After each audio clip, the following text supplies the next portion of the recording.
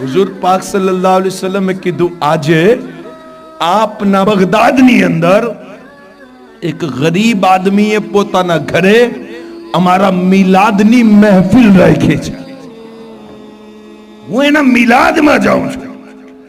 મુહદ્દિસ ઇબ્ન જોજી કહે છે મેં ખ્વાબની અંદર વિચાર્યું કે હુઝુર કેમ એના ઘરે જાય છે, એને પોતાના દરબારમાં કેમ ન બોલાવ્યું.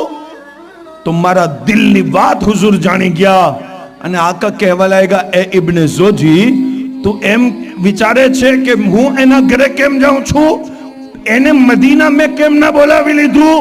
સાંભળો, જે અમારું મિલાદ સજાવે ને એના ઘરે અમે ખુદ તશરીફ લઈ જઈએ છીએ. એટલે ગુજરાતી વાળો શાયર કહે છે, મારા આંગણીએ આવો સરકાર, મદીના વાળા પ્યારા નબી,